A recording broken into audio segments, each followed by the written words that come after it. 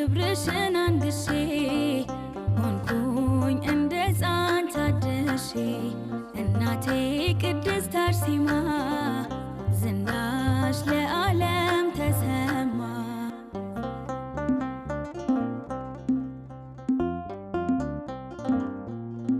ስመጣ ባልጋ ነበረ ተስፋዬም የተሰበረ በእምነትሽ በጸበልሽ ሰው ሆኜ ቆምኩኝ ደጅሽ ልናገር ዝናሽን ላውራ ይደነቅ የአምላክሽ ሥራ ተጋድሎ